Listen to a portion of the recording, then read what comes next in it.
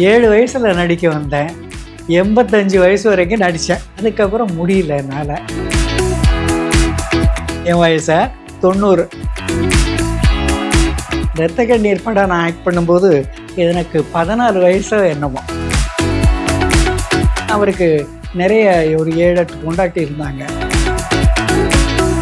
அவர் வந்து காந்தா என்னை போக சொல்லாதேன்னுவார், நீ எட்டி உதைக்கணும்.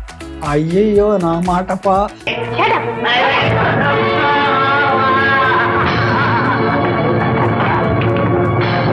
உதைச்சா நான் விழுந்துட்டா அவர் நின்றுக்கிட்டு இருக்கார். அந்த வேஷம் நடிக்கிறதுக்கு அப்போ இருந்த நடிகைகள்லாம் மாட்டேன்ட்டாங்க. எனக்கு என்ன பயமுறுத்துனாங்க, நீ நடிக்கலைன்னா உன்னை கேன்சல் பண்ணிடுவோம். ஐயோ கேன்சல் பண்ணால் நம்மளுடைய ஃப்யூச்சர் என்ன ஆகிறது? அடிக்காந்தா பண்ண ஆரம்பிச்சிருவான். ஐயோ எழுதியே போட்டோம். சொல்லவே கூடாது. அலிபாபா 40 திருடல் ஆக்ட் பண்ணுறதுக்கு வேற ஒரு நடிகையை ஏற்பாடு பண்ணியிருந்தாங்க. அந்த அம்மா வரமாட்டேன்ருச்சு. சாப்பாடு, சம்பளம் அதெல்லாம் எம்ஜிஆர் காலத்தில் நல்லா கிடைச்சிது. இப்போ அப்படி இல்லை. என் பேரெல்லாம் சொல்லுவான், ஏன் பாட்டி இதெல்லாம் பண்ணியிருக்கேன் அப்படின்னு கேட்பான். அப்போ எனக்கு வெக்கமாக இருக்கும். வணக்கம். வணக்கம். வணக்கம். தமிழ் சினிமாவில் இருக்கிற நடிகைகள் ரொம்ப ரொம்ப முக்கியமான ஒருத்தவங்க நீங்க. ரொம்ப வருஷமா வந்து சினிமாக்களையும் சரி மீடியா வெளிச்சத்துலயுமே இல்லாம ஒதுங்கி இருக்கீங்க. நீங்க எங்க இருக்கீங்க, எப்படி இருக்கீங்க? நல்லபடியா இருக்கேன். வயசானதுனால என்னால் வந்து இப்போ நடிக்க முடியல. நான் வந்து 7 வயசுல நடிக்க வந்தேன். 85 வயசு வரைக்கும் நடித்தேன். ஆமாம், எனக்கு அவ்வளவு நாள் வந்து நடிக்கக்கூடிய வாய்ப்பு கிடைச்சிது. ஒவ்வொரு வேஷமாக நடித்தேன். அதுக்கப்புறம் முடியல என்னால். அப்புறம் நான் ஒதுங்கிட்டேன். அந்த காலத்தில் நம்ம புரட்சி தலைவர் எம்ஜிஆர் அவர்கள் தொடங்கி இந்த காலத்தில் விஜய் சார் வரைக்கும் எல்லாரோடையுமே நீங்கள் நடிச்சிருக்கீங்க. நீங்கள் எப்படி இருக்குது திரும்பி பார்க்கும்போது அது நினைவுகள்லாம்? நல்லா தான் இருந்தது. அந்த காலத்தில் வந்து நம்ம எம்ஜிஆர் கூட நடிக்கும் பொழுதெல்லாம் அந்த முறையே தனி. நம்ம செட்டுக்கு போனோம்னு வைங்களேன், நம்மளை வந்து தனியாக கவனிப்பாங்க, தனியாக உட்கார வைப்பாங்க. சாப்பாடு, அந்த சம்பளம் அதெல்லாம் எம்ஜிஆர் காலத்தில் நமக்கு நல்லா கிடைச்சிது. எந்தவித கவலையும் இல்லை. இப்போ அப்படி இல்லைன்னு நினைக்கிறேன். ஏன்னா நான் இப்போ நடிக்காதனால எனக்கு அதை பற்றி தெரியல. தப்பா நினைச்சிக்கலாம்னு ஒன்று கேட்கலாமா உங்ககிட்ட? உங்களுடைய வயது என்னன்னு சொல்ல முடியுமா? என் வயசை 90. God bless. ஏன்னா வந்து என்னன்னா இந்த வயசுல வந்து ரொம்ப ஆரோக்கியமா, ரொம்ப அந்த தெளிவான ஒரு பேச்சு, அது எல்லாமே இருக்கு, சிந்தனைகள்லாம். ஸோ இந்த எனர்ஜி உங்களுக்கு எப்படி கேரி பண்றீங்க நீங்க இந்த எனர்ஜியை? இல்லைங்க, எனர்ஜின்னு ஒன்றும் இல்லை. ஏதோ அந்தந்த நேரத்துக்கு தகுந்த மாதிரி உடல்நிலை இருக்கு.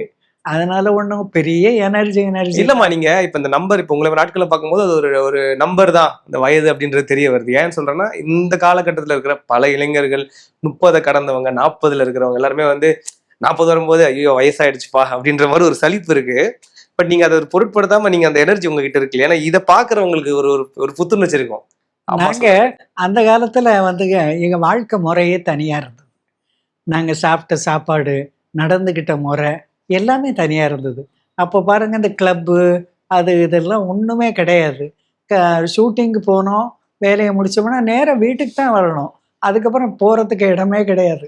எங்களுக்கு பெரிய இடம், போய் சந்தோஷமா இருந்துட்டு வரணும்னா பீச்சு தான். அது கூட பாருங்க ராத்திரி 7 மணிக்கு மேலதான் போவோம். ஏன்னா மக்கள் வந்துருவாங்க கூட்டத்துல. அதனால 7 மணிக்கு போயிட்டு ஒரு 9 மணி வரைக்கும் இருந்துட்டு சந்தோஷமா வருவோம். அதுதான் எங்களுடைய பொழுதுபோக்கா அந்த காலத்துல இருந்தது. வேற ஒன்றும் கிடையாது. அதனால அதுல எல்லாம் எங்களுடைய எனர்ஜி ஸ்பெண்ட் பண்ணாம இருந்ததுனால இன்னைக்கு அதெல்லாம் கொஞ்சம் கை கொடுக்குது. உங்களுடைய முதல் படம் வந்து நல்ல தம்பி தான். நீங்க நடிச்ச முதல் படம், குழந்தை நட்சத்திரமா நடிச்ச படம். ஆமாங்க.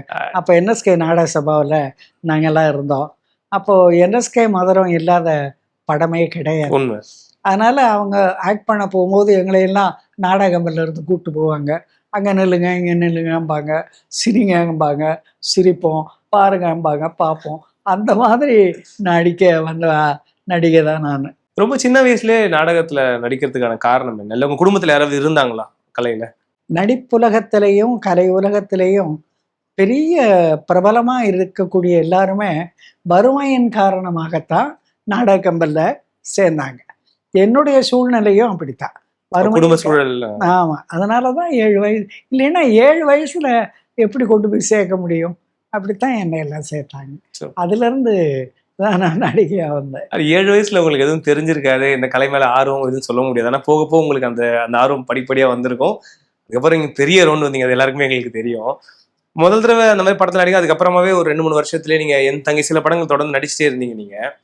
உங்களுடைய கெரியர்ல பிரேக் அப்படின்னா வந்து ரத்த கண்ணீர் படம் தான். ம். எம்மராதா ஐயாவுக்கும் சரி, உங்களுக்கும் சரி, இன்னும் சொல்ல போனா 70 ஆண்டு காலம் தாண்டிருச்சு. இன்னைக்கும் அந்த படம் ஒரு கல்ட். இன்னைக்கும் பார்த்தாலுமே அது இன்றைய காலகட்டத்தை ஒத்தி போற மாதிரி ஒரு படமா இருக்கு. நிச்சயம். அந்த பட அனுபவம் எப்படி இருந்துச்சு உங்களுக்கு? ரத்த கண்ணீர் படம் நான் ஆக்ட் பண்ணும்போது எனக்கு 14 வயசோ என்னமோ. ஒண்ணுமே தெரியாது. ரொம்ப ஒல்லியா இருப்பேன் நானு. பெரிய தாய் வீடு மாதிரிங்க. சாப்பாடு போட்டு, டானிக் எல்லாம் குடுத்து, என்னை தயார் பண்ணி, அந்த படத்துல நடிக்க வச்சாரு. அவரு தெய்வம் மாரி நான் நினைக்கிறேன். பெருமாள் முதலியார் அவர்கள். அவர்தான் முதலாளி. அவர்தான் எனக்கு, சிவாஜிக்கெல்லாம் முதலாளி. அவர்தான் அந்த மாரி செஞ்சாங்க. அப்போ நான் நடிக்கும்போது பார்த்தீங்க, அந்த வேஷம் நடிக்கிறதுக்கு அப்ப இருந்த நடிகைகள்லாம் மாட்டேன்ட்டாங்க. அது எதனாலேன்னு எனக்கு தெரியாது. ஒரு கால் கேரக்ட் பிடிக்காம இருக்கலாம். அந்த இல்ல ஒரு துணிச்சல் வேணும் அந்த கதாபாத்திரத்தை ஏற்று நடிக்கிறதுக்குமே இல்லையா? எனக்கு வந்து அத பத்தியே ஒண்ணும் தெரியாதுங்க. நான் நடிக்கணும், முன்னேறணும். அது ஒண்டிதான் எனக்கு தெரியும். அதனால நான் வந்து ரத்த கண்ணீர் நடிக்கிறத பத்தி கவலையே படல. அந்த ஒரு சீன் வரும். ராதாண்ணன எட்டி உதைக்கிற மாரி. அந்த சீன் என்ன சொல்லும்போது, நான் வெளியே இருந்து ஷூ எல்லாம் போட்டு வெளியில இருந்து வரும்போது வருவேன். அதுவரைக்கும் தான் எனக்கு சொன்னாரு டைரக்டரு. அப்புறம் சொன்னாரு, ஏன்னா சொன்னா முதல்லயே மாட்டேன்னு சொல்லிடுவோமோன்னு சொல்லல. அப்புறம் வந்து உட்கார்ந்த உடனே சொன்னாரு, ராஜா நீ மாடி ஏறி போவ. அவர் வந்து காந்தா என்ன போக சொல்லாதேன்னுவாரு. நீ எட்டி உதைக்கணும். ஐயையோ! நான் மாட்டப்பா. நான் செய்யவே மாட்டேன். அவர் எவ்வளோ பெரிய நடிகர். அதை விட வயசுல ரொம்ப பெரியவர். ஆமா. அவரை போய் நான் எட்டி உதைக்க மாட்டேன். அவர் ஆளான என்ன பண்ணிட்டாரு, அந்த பொண்ணு எட்டி உதைக்கலைன்னா நான் ஆக்ட் பண்ண மாட்டேன்ட்டு போய் உட்காந்துட்டாரு. அப்புறம் அவரை சமாதானம் பண்ணி கூப்பிட்டு வந்து என்ன வச்சு எனக்கு என்ன பயமுறுத்துனாங்க, நீ நடிக்கலைன்னா உன்னை கேன்சல் பண்ணிடுவோம் அப்படின்ட்டாங்க. ஐயையோ! கேன்சல் பண்ணா நம்மளுடைய ஃப்யூச்சர் என்ன ஆகிறது அப்படிங்கிற பயம் வந்துருச்சு. சரி நடிக்கிறேன் அப்படின்னு சொல்லிட்டு எட்டி உதைக்கிற மாதிரி உதைச்சேன். உதைச்சா நான் விழுந்துட்டேன், அவரு நின்றுக்கிட்டு இருக்காரு. அவரு என்ன ராஜா நான் விழுந்துட்டேன், நீ இது இப்படி உதைக்கிற, நல்ல தைரியமா உத, சும்மா தெரியலன்னு உதைக்காத, ஒரே தரம் கரெக்டா உதைச்சிருன்னாரு. சரின்ட்டு அப்புறம் கடவுளையெல்லாம் கும்பிட்டுக்கிட்டு உதைச்சேன். கரெக்டா வந்துச்சு அந்த சீன். ஏன்னா அந்த காட்சி அது கட்டெல்லாம் இருக்காது. நீங்க உதைச்சி அவர் உருண்டு வந்து அதுக்கப்புறம் வர வசனம் பேசிட்டே இருப்பார் தொடர்ந்து அவர். அது ஒரு சிங்கிள் ஷாட்டா அப்படியே எடுத்துருப்பாங்க ஃபுல்லாவே விழுந்து. ஆமாங்க. அப்பெல்லாம் வந்து அந்த மாதிரி எல்லாம் எடுக்கிறதுனால தான் ஒரு டிராமா இருந்தது. உண்மை. இப்போ கட் பண்ணி க்ளோஸ்அப்ஸ் அதெல்லாம் போடுறதுனால உங்களுக்கு ஒரு டிராமாவே கிடைக்கிறது இல்லையே. அப்போ அது ஒரு சீன் இருக்குன்னா ஒரு 3 ஷாட்ல எடுத்துருவாங்க. அப்போ உங்களுக்கு யார் என்ன பேசுறா, யார் என்ன செய்யறா அப்படிங்கிறதெல்லாம் கிளியரா தெரியும் பார்த்துங்க. இப்போ அப்படி இல்லை. அது வேற, இது வேற. இப்ப நீங்க சொன்ன மாதிரி அந்த அவரை எட்டி உதைக்கிறதாகட்டும், அதுக்கு திருப்பி உங்க வீட்டுக்கு வரும்போது குச்சியில அடிப்பீங்க வச்சு அவரை நீங்க. ஒரு குச்சியை வச்சு அதை வச்சு அடிக்கிற மாதிரி காட்சியுமே இருக்கும் அந்த படத்துல. இல்ல ஆமா, நீங்க திருப்பி அவர் கையில குச்சி இருக்கும், அதை வச்சு நீங்க அடிக்கிற மாதிரி ஒரு காட்சியுமே இருக்கும். அவர் ஆமா திருப்பியும் எனக்கு நினைவில்லை. முதல் தடவை வரும்போது நீங்க எட்டி உதைச்சு துரத்திடுவீங்க. அதுக்கப்புறம் திருப்பியும் கொஞ்ச நாள் கழிச்சு வருவாரு வீட்டுக்கு வரும்போது, அப்ப கையில குச்சி வச்சு அவரை அடிச்சிருப்பீங்க நீங்க. அப்படியா? நம்ம கிளம்பு, ஏன் இருக்கிற நீ கிளம்பு அப்படின்னு சொல்லி. ஏன்னா ரொம்ப அந்த அதாவது வில்லி மாதிரி ஒரு கதாபாத்திரம் இருக்கும் இல்லையா? ஆமா. அதுக்கப்புறம் அதே மாதிரிதான் நிறைய கதாபாத்திரம் நடிச்சோம். இப்ப வந்து ஜெயலலிதா அம்மா வந்து சிஎம்மா இருக்கும்போது என்ன ஒரு 7 கமிட்டியில மெம்பரா போட்டிருந்தாங்க. அதுல பாருங்க, ஒன்று ஆர்டிஸ்ட் செலெக்ஷன், டெக்னீஷியன் செலெக்ஷன். இந்த ஆர்டிஸ்ட் செலெக்ஷனாக வர்றவங்க கட்டபொம்மன் டைலாக்கு அது இதெல்லாம் நல்லா பாடம் பண்ணிக்கிட்டு அப்படி என்ட்ரு ஆவாங்க. நான் ஜட்ஜாக உட்காந்துருப்பேன். அப்படி வந்த உடனே என்னை பார்ப்பாங்க பாருங்க, அடிக்காந்தான்னு ஆரம்பிச்சிருவான். ஐயோ, நான் ஜட்ஜாக உட்காந்துருப்பேன், நான் என்ன பண்ணுறது? எனக்கு ஒரு மாதிரி ஆகிடும். ராதாண்ணா டைலாக் எல்லாம் பேசி அதெல்லாம் பண்ணுவானுங்க. அப்புறமா நாங்கள் வந்து எழுதியே போட்டோம். ராதாண்ணன் டைலாக் யாரோ அடியே காந்தா சொல்லவே கூடாது. சொல்லவே கூடாது அப்படின்னு சொல்லி எழுதி போட்டு அதை இது பண்ணோம். மறக்கவே முடியாது. இல்லம்மா எவ்வளவு பாப்புலர் இல்லம்மா நீங்க சொல்ற அந்த கதை. இப்ப அந்த அந்த அந்த காந்தான்ற பேர்ல படமே வந்தது இப்ப சமீபத்துல. மம்முட்டி அவர்களுடைய மகன் துல்கர் நடிச்ச ஒரு படம் போன வருஷம் வந்தது. படத்துல தலைப்பே வந்து காந்தா தான். So, அது ஏன்னா தமிழ் சினிமாவில் ஒரு சில கதாபாத்திரத்தோட பேரு தான் வந்து ரொம்ப மக்களுக்கு ஆழமா பதிஞ்சிருக்கும். அது ரொம்ப ரொம்ப முக்கியமான ஒண்ணு காந்தா. ஆமா. அதுக்கப்புறம் நிறைய படம் நான் வில்லியா நடித்தேன். ஒரு படம் வந்து தங்கப்பதுமைன்னு ஒரு படம். அதில் வந்து நான் வந்து வேம்பு வில்லி, நம்பியார் சார் வந்து வில்லன். அவர் எம்என் நம்பியார், நான் எம்என் ராஜு. ஆனந்த விகடனில் விமர்சனம் எழுதிடுறாங்க, 2 எமனுங்க நடிச்சிருக்கு அப்படின்னு விமர்சனம் எழுதியிருந்தாங்க. அதெல்லாம் ரொம்ப சந்தோஷமா இருந்தது. ஞாபகம் வச்சிருக்கீங்க நீங்க? அதை மறக்க முடியல பாருங்க, மனசுல பதிஞ்சது அது. அப்படியே எழுதியிருந்தாங்க, 2 எமனுங்க நடிச்சிருக்கு அப்படின்னு. ரத்த கண்ணீர்ல இந்த மாதிரி ஒரு கதாபாத்திரம் ஏற்று நடித்து நீங்க மக்கள் மத்தியில பெரிய வரவேற்பு அதுக்கு. அதனால தொடர்ந்து அந்த மாதிரியான கதாபாத்திரம் வந்துதா இல்ல உங்களுக்கு பிடிச்சிருந்தது அந்த மாதிரி நெகட்டிவ் ஷேட்ல பண்றதுக்கு? எப்பவுமே பாருங்க, வேம்ப் ரோல் நடிக்கும்போது ஆக்ட் பண்ண முடியும், என்ன வேணாலும் ஆக்ட் பண்ண முடியும். அதே ஹீரோயினா நடிக்கும்போது பாருங்க, தலையை குறிஞ்சிக்கிட்டு நிற்கணும், இப்படி பார்க்கணும், ஒரு மூமெண்ட்டே ஸ்லோவா இருக்கும். வேம்ப்னா அப்படி கிடையாது, டக்கு டக்குன்னு பேசுறது, பவுண்டரி இருக்காதுல்ல, என்ன வேணா பண்ணலாம். அதனால எனக்கு ரொம்ப பிடிக்கும். அப்புறம் நான் நிறைய படம் ஹீரோயினாவும் கூட நிறைய பண்ணிருக்கீங்க நீங்க. பட் இந்த கதாபாத்திரங்கள் நீங்க ஏற்று நிறைய பண்ணிருக்கீங்க. நிறைய படம். இப்ப எம்.ஆர். ராதா ஐயாவுக்கு வந்து ரத்த கண்ணீர் மிகப்பெரிய பேரு பெற்று கொடுத்தது அந்த படம். உங்களுக்கும் பெரிய பேர் கொடுத்தது. என்ன மாதிரி வரவேற்பு இருந்துச்சு அந்த காலகட்டத்துல அந்த படம் வந்ததுக்கு அப்புறமா? உங்களுக்கு நல்ல வரவேற்பு இருந்ததுங்க, நல்ல வரவேற்பு. ராதாண்ணா அப்ப வந்து ரத்த கண்ணீர் டிராமா போட்டுக்கிட்டு இருந்தாரு ஒற்றவாட தேட்டரில். 6 மணிலேருந்து 9 மணி வரைக்கும் ட்ராமா. 9 மணிக்கு முடிச்சுட்டு தான் ஷூட்டிங்க்கு வருவார். வரும்போதே பார்த்துங்க, ஒரு பெரிய டிஃபன் கேரியர், அது நிறைய என்னென்னமோலாம் காடை, கவுதாரி, சிக்கன், அது இது எல்லாம் அதில் இருக்கும். ஒரு பெரிய தூக்கு பாத்திரத்தில் நிறைய சாப்பாடு இருக்கும். அவர் வருவாருன்னு நாங்கள்லாம் காத்துக்கிட்டு இருப்போம். வந்தோடனே எங்களை எல்லாம் உட்கார வச்சு அந்த சாப்பாடை போட்டு சாப்பிட வைப்பார். மறுநாள் வரும்போது அதே மாதிரி, ஏன்னா அவருக்கு நிறைய ஒரு 7-8 பொண்டாட்டி இருந்தாங்க. அதனால் அந்த டிஃபன் கேரியர்லாம் ஒவ்வொரு நாளைக்கு ஒவ்வொருத்தர் வீட்டிலேருந்து வரும்போது ரொம்ப நல்லா இருக்கும்.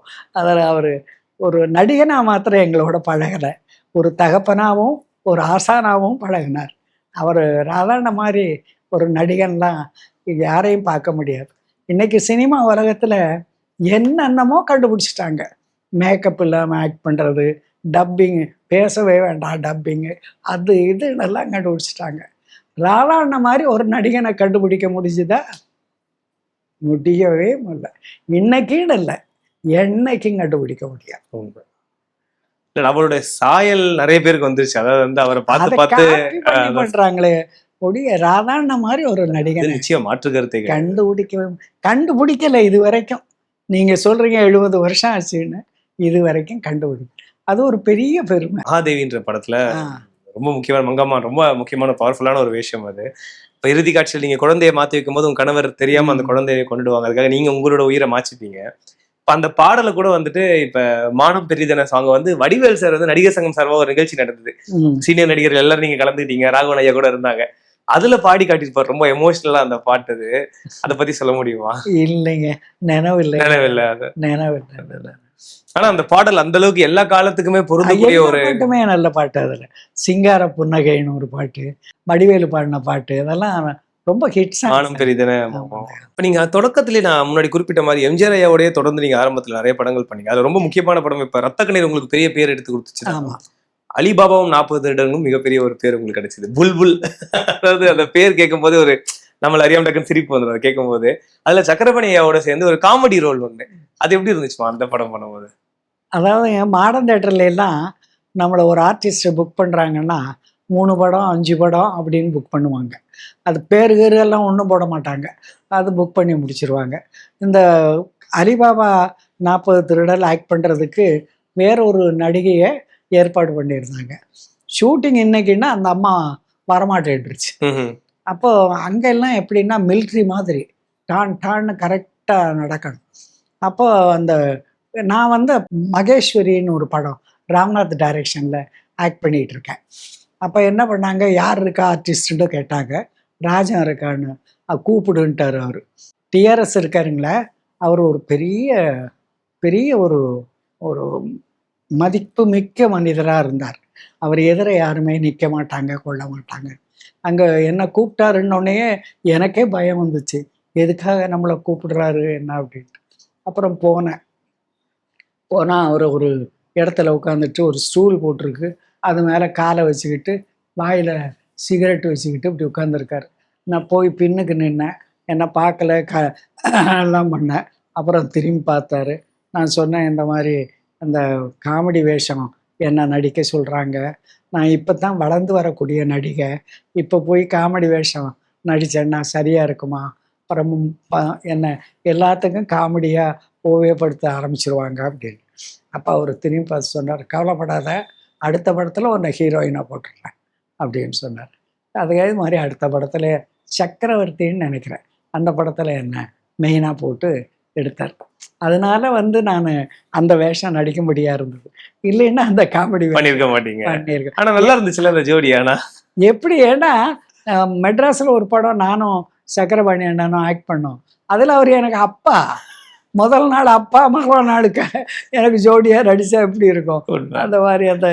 ஆனால் அந்த காலத்தில் அதெல்லாம் இதில் எந்த தொழில் என்ன நடிக்கிறோமோ அதில் சிறப்பாக செய்யணும். அது ஒண்டி தான் போடலாம்.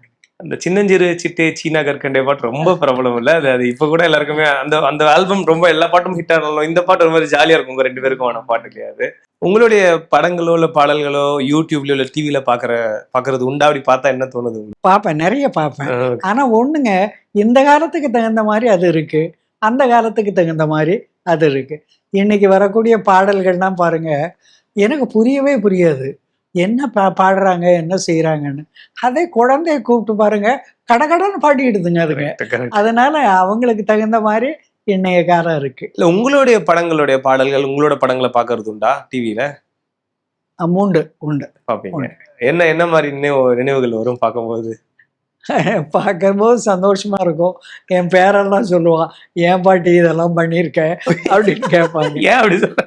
ஏன்னா டான்ஸ் ஆடுறது அவங்களுக்கு ஒரு மாதிரியா இருக்கு அப்படின்னு கேட்பாங்க. அப்போ எனக்கு வெக்கமா இருக்கும், என்னடான்னு சொல்லிட்டு. ஆனா சந்தோஷமான விஷயம் அதெல்லாம். உண்மை.